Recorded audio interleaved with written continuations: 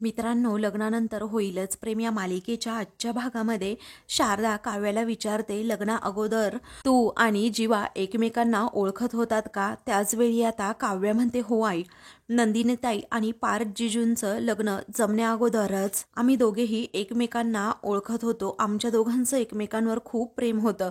हे ऐकून आता शारदाला खूपच वाईट वाटतं. अगं आई, जीवा सध्या सारखा सारखा बोलायचा आमच्या लग्नाबद्दल, पण मीच त्याला ओरडायचे. त्याच वेळी आता तिची आई विचारते, अगोदर का नाही सांगितलंस बाळा? तेव्हा काव्या म्हणते, आई कसं सांगणार होते अगं मी, बाबांना वेल सेटल मुलगा हवा होता ना, म्हणून आम्हीच ठरवलं होतं जोपर्यंत माझं शिक्षण पूर्ण होत नाहीये आणि जोपर्यंत जीवा स्वतःच्या पायावर उभा राहत नाहीये ना, तोपर्यंत आपल्याबद्दल कुणाला काही सांगायचं नाही. आता हे सांगत असताना काव्याला खूप वाईट वाटत असतं आणि ती बिचारी रडत असते. मग आता शारदा रडतच म्हणते की बाळा, अगं निदान लग्नाला उभं केलं तेव्हा तरी आम्हाला सांगायचंस ना. त्याच वेळी आता काव्या म्हणते, काय आई, काय म्हणालीस तू? अगं आई, तुला माहित आहे ना माझं लग्न कोणत्या परिस्थितीमध्ये झालं आहे? अगं किती काही गोष्टी घडत होत्या तेव्हा. आपली ताई सुद्धा गायब झाली आणि पार्थ सुद्धा अडकले. अगं आई, लग्न मंडपातली सर्व माणसं एकतर मला मारायला तयार होती, नाहीतर लग्न कर लग्न कर असं म्हणून माझ्या पाया पडत होती. आणि अशा वेळी काय करायचं होतं मी, असं म्हणून ती शारदाला जाता प्रश्न करते. आता दोघीही खूप रडत असतात. आता आपल्या लेकीचं दुःख नक्की काय आहे शारदाला सुद्धा समजलेलं असतं. म्हणूनच आता काव्याबद्दल तिला खूपच वाईट वाटतं. अगं तुम्ही मला रीती आणि नाती कशा कशाचं प्रेशर नाही टाकलं ग, सांग ना आता. आई कसं बोलणार होते ना मी, सांग तू. मला काहीही सुचत नव्हतं अगं तेव्हा. कारण कसं सांगणार मी तुम्हाला, कारण कुठल्या तोंडाने तुम्हाला सांगणार? ज्याच्याबद्दल तुम्हाला सांगायचं होतं तो सुद्धा तिथे नव्हता. ताईबद्दल आपल्याला काही अंदाज नव्हता, परंतु जीवाचं तर माहीत होतं ना ग. अगं तो परत येणार होता, परंतु तो सुद्धा अगं ताईला शोधायला गेला. तो वेळेत येऊ शकला असता, पण त्यालाही जरा उशीरच झाला ना यायला. अगं सगळ्यालाच उशीर झाला आई, असं म्हणून काव्या खूप रडते. तर तिची आई सुद्धा आता खूपच रडू लागते. त्यानंतर आता शारदा बिचारी रडतच म्हणते, देवा, हे आमच्या हातून काय घडलं कळतच नाही. वाटलं होतं की आपण जो निर्णय घेतोय ना त्यामुळे दोन्हीही मुली अगदी सुखी होतील आणि आनंदात राहतील, पण एकाच वेळी दोन्हीही मुलींचे आयुष्य बर्बाद होणार आहेत हे माहीत असताना तर आम्ही हा निर्णय घेतला नसता, असं म्हणून शारदा सुद्धा जरा हायपरच होते आणि तिला त्या गोष्टीचं खूप म्हणजे खूप टेन्शन येतं. तेव्हा शारदाला अशा अवस्थेत पाहून काव्याचा जीव आता राहत नाही.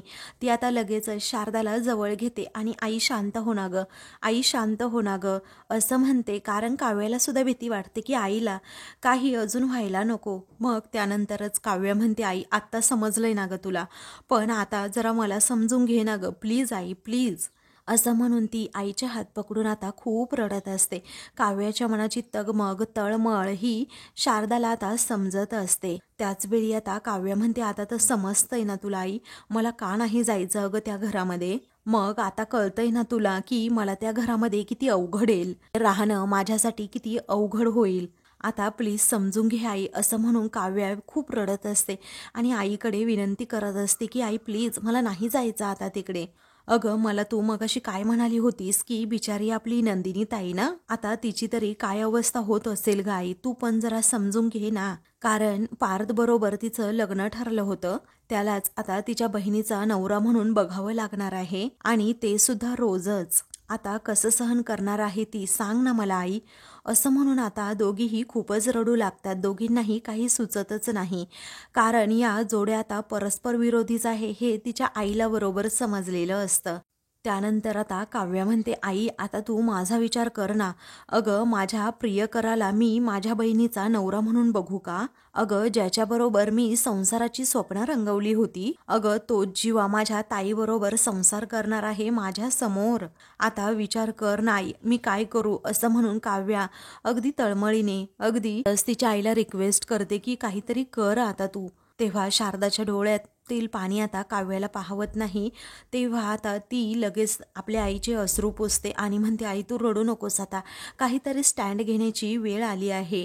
मग आता शारदा म्हणते, नाही ग बाळा, मला तर आता कल्पनाही करवत नाहीये. अगं म्हणूनच तू या प्रेमामुळे लग्नाला नाही म्हणत होतीस आणि आम्ही कोणीही तुझं ऐकून घेतलं नाही. खरंच आमची खूप मोठी चूक झाल्याचं आता शारदा मान्य करते. काव्या बाळा आम्हाला माफ कर असं म्हणून ती आता काव्यासमोर चक्क हात जोडून उभी राहते आणि म्हणते, बाळा खरंच आमच्या दोघांची ना खूप मोठी चूक झाली आहे.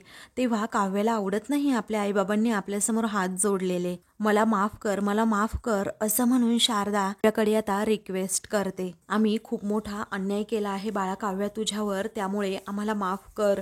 अगं नंदिनी आणि त्याचबरोबर पार्थचं तरी अरेंज मॅरेज होतं, पण तू आणि जीवा एकमेकांवर प्रेम करत होतात, मला आत्ता समजते असं म्हणून शारदाला आता रडू आवरत नाही.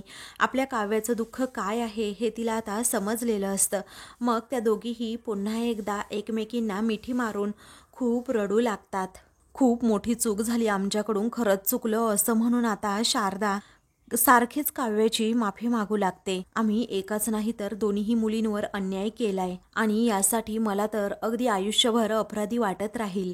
तरीही काव्या तू कोणाला तरी सांगायला हवं होतं हे असं म्हणून लगेचच आता शारदा ही काव्याला बोलत असते, बाळा तू कुणाला तरी सांगितलं असतं तर खरंच हा प्रॉब्लेम सुटला असता, हा गुंता सुटला असता. अगं मला बाबांना किंवा निदान पार्थला तरी सांगायला हवं होतंस. तेव्हा काव्या आता रागातच म्हणते, आई बस कर ग आता, बस कर.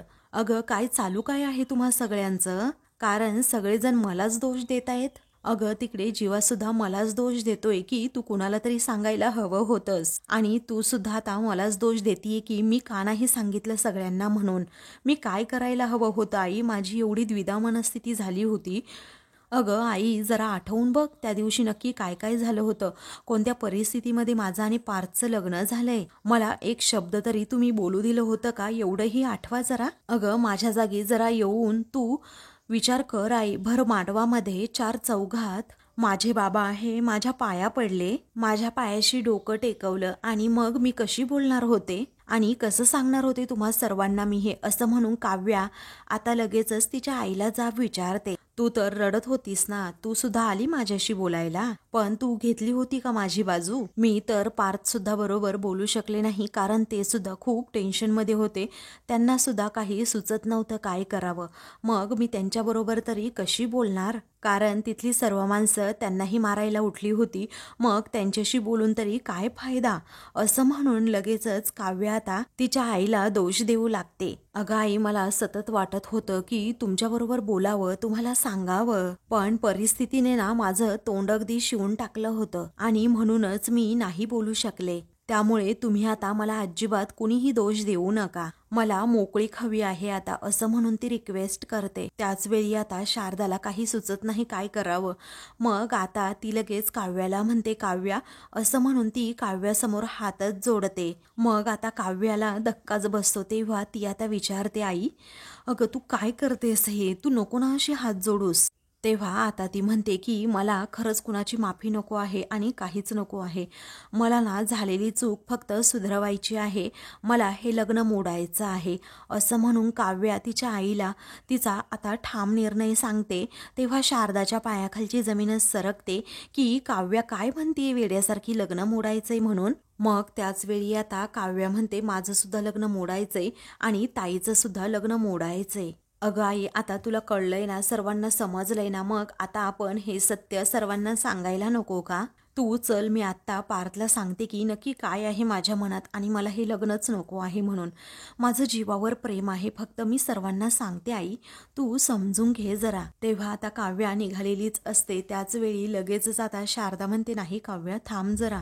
अगं मला माहीत आहे बाळा, आमच्या हातून खूप मोठी चूक झाली आणि ती चूक आता सुधारावायला हवी, कारण हे लग्न निभावणं म्हणजे ना तुमच्या दोघींची आता अग्निपरीक्षाच आहे, आणि मी तुम्हा दोघींना अजिबात या आगीमध्ये लोटणार नाही, तुमच्या दोघींनाही मनाविरुद्ध संसार करायला लावणार नाही. तेव्हा आता काव्याला समजतं की आपली आई आपल्या बाजूने बोलतीये आणि ती अजिबात असं काहीही करणार नाही जेणेकरून माझ्या मुलींना त्रास होईल. मग काव्याला ते ऐकून खूप छान वाटतं. तेव्हा ती आता लगेचच आईला मिठी मारते. त्या दोघीही एकमेकींना मिठी मारून खूप म्हणजे खूप रडू लागतात. तेव्हा आता ती म्हणते, आई थँक्यू सो मच. अगं आई हे लग्न झाल्यापासून मला जे हवंय ना ते आज मी ऐकलंय. तेव्हा ती म्हणते, आई तुला माहित नाही अगं, आज तू केवढं मोठं ओझं माझ्या मनावर हलकं केलं आहे, असं म्हणून लगेचच ती आईला सारखी सारखी थँक्यू म्हणते. तेव्हा लगेचच आता शारदा म्हणते, बाळा पण हे ओझंच तुझ्या बाबांच्या मनावर आलं आणि त्यांना समजलं की त्यांनी खूप मोठी घोडचूक केली आहे, तर काय होईल बाळा, असं म्हणून आता शारदा पुढे काय होईल याची शक्यता वर्तवत असते. तेव्हा काव्यालाही मोठा धक्का बसतो, जर बाबांना समजलं तर बाबांचं काय होईल. तेव्हा शारदा आता म्हणते, बाळा त्यांच्या तब्येतीवर परिणाम होईल ग. मी काय म्हणते बाळा, तुम्ही चौघेजण बसून बोला, आपसात ठरवा काय ते. दिनी व पार्थला हे सगळं काही समजू द्या की नक्की काय झालं इथे, आणि तुझं व जीवाचं एकमेकांवर प्रेम असतानाही तुम्हाला दोघांना लग्न करायला जमलं नाही. तुम्ही मनाविरुद्ध लग्न केले. तुम्ही आता एक काम करा, चौघे काही ते ठरवा आणि मग तुम्ही चौघेही घरी सर्वांना सांगा.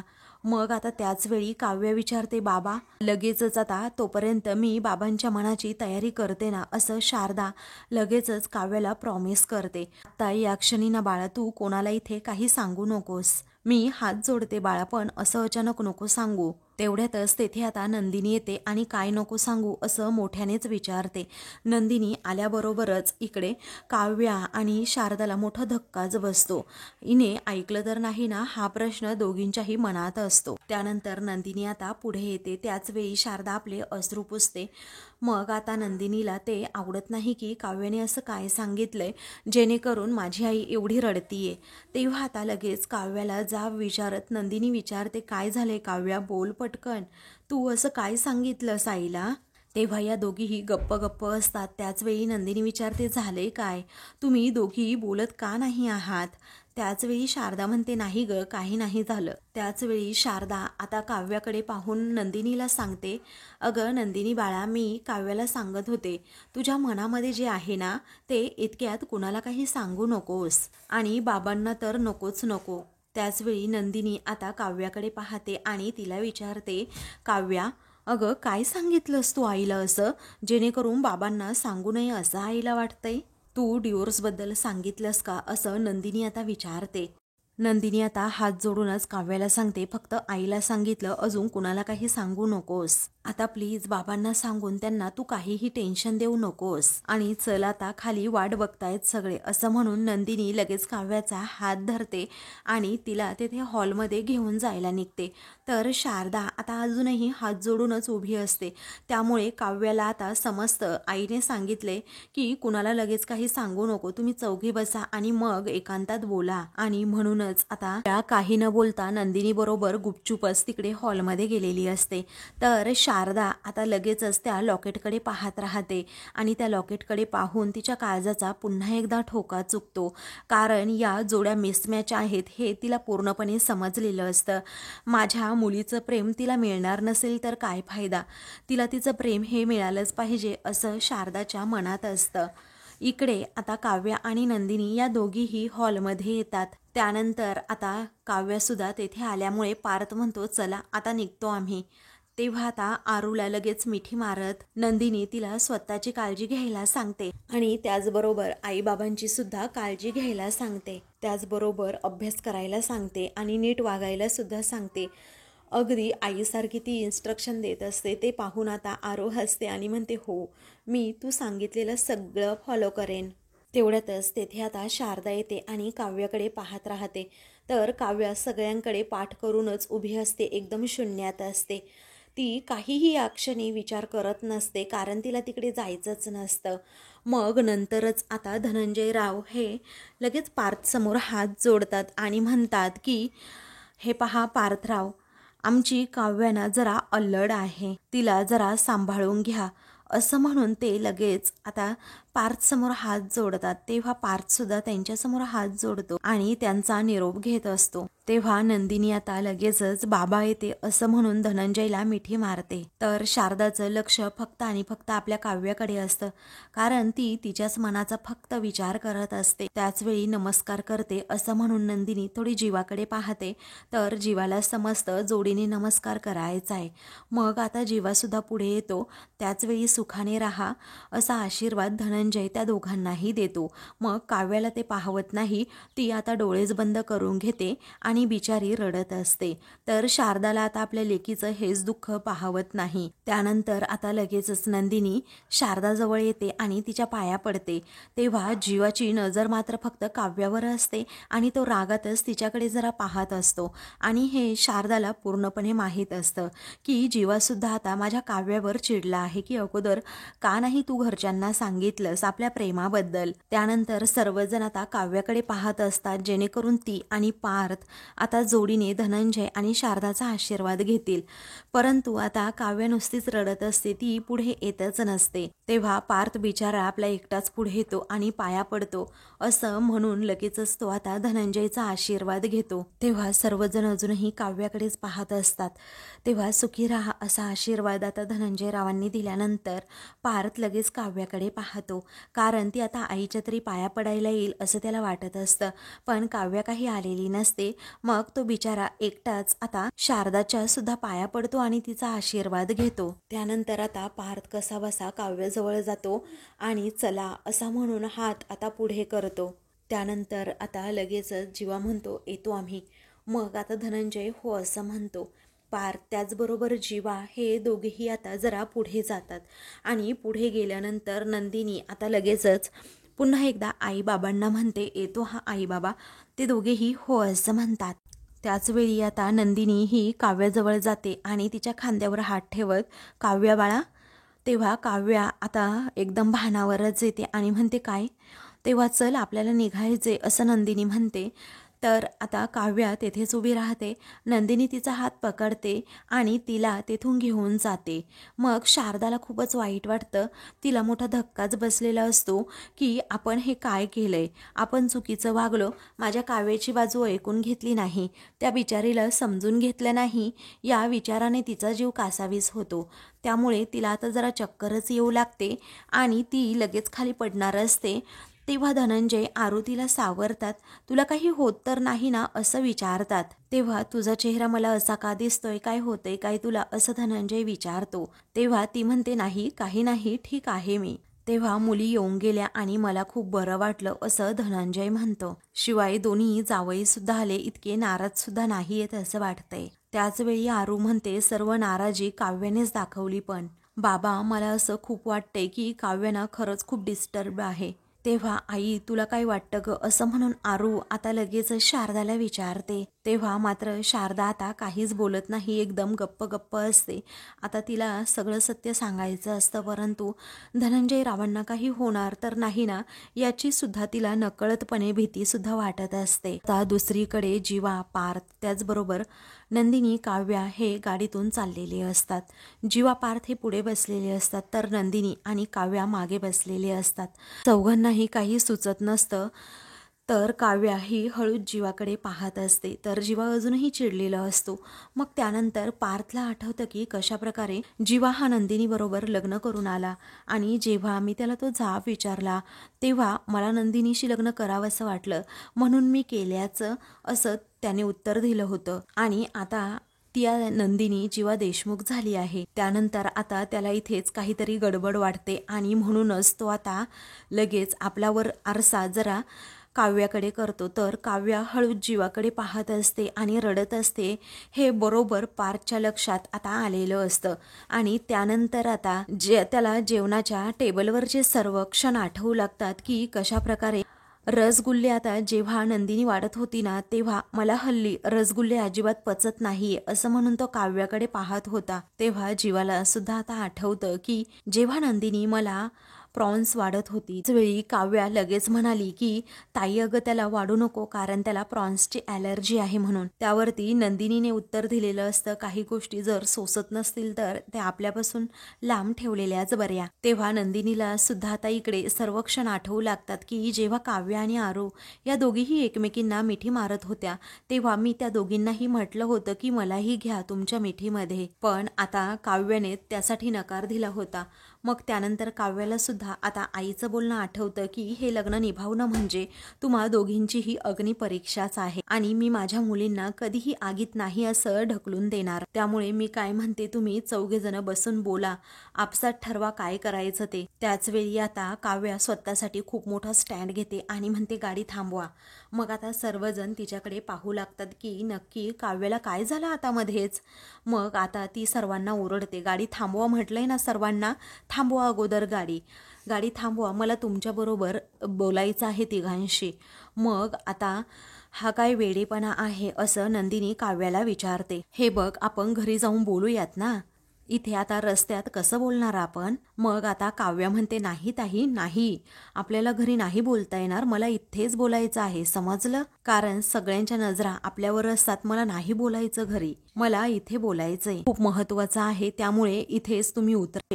त्याच वेळी आता जीवाला प्रश्न पडतो, या काव्याला नक्की काय सांगायचं असेल, आमच्या प्रेमाबद्दल सांगायचं असेल का.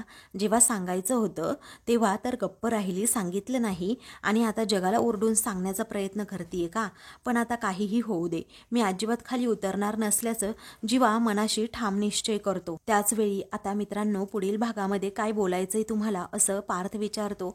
त्यावेळी काव्या म्हणते, मला हे लग्न मान्य नाहीये. मग आता पार्थ विचारतो, हे सांगण्यासाठी तुम्ही एवढं अर्जंटली उतरवलं का, आणि हे कारण तर सगळ्यांना माहिती आहे. तेव्हा काव्या मोठ्यानेच ओरडते, अजून एक महत्वाचं कारण आहे. तर आता सर्वजण तिच्याकडे आश्चर्याने पाहतात. अशाच मालिकेंचे पुढील भाग पाहण्यासाठी चॅनलला सबस्क्राईब करा.